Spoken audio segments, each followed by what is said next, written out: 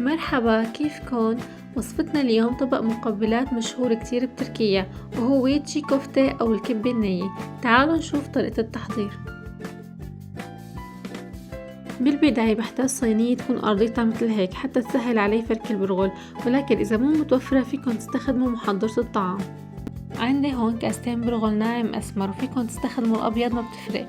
نضيف عليهم بصل مفرومة ناعم وحبة بندورة كمان، معلقتين دبس بندورة ومعلقة دبس فليفلي وسنتوم مهروس. نخلط المكونات مع بعض منيح وبنفركهم هالشكل بالصينية تقريبا شي 10 دقايق.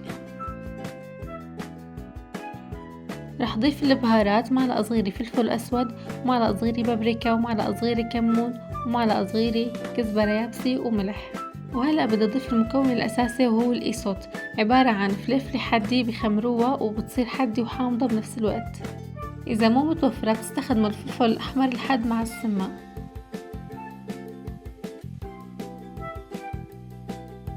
نقعتها شوي بمي دافية وبعدها ضفتها وكملت فرك.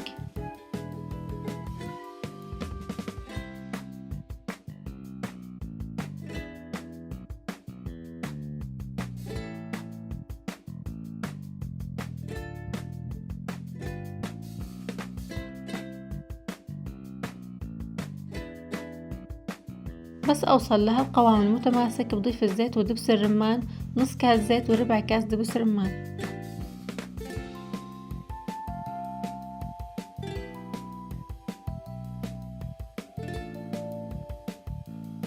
بفركهم منيح وبعدها بضيفلن نص كاسة مي باردة، وبضل افركهم بعدها حتى يرجعوا يتماسكوا منيح. تقريبا فركتهم 10 دقايق.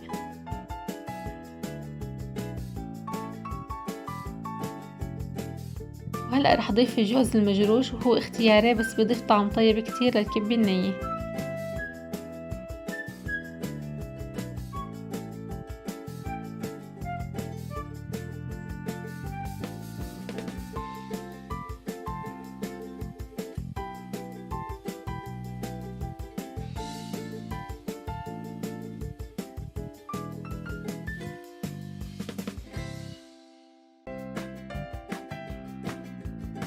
حتى أعرف إنه الكبة خلص نجحت وما عاد بدها فرك، باخد الصينية وبقلبها، وإذا ما وقعت معناها تمام.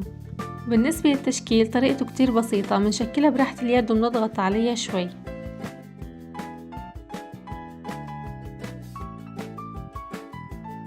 وبتقدروا تاكلوها بالخس مع عصرة ليمون أو بالخبزة مثل خبز التورتيلا مع تشكيلة خضار وورقيات جنب العيران.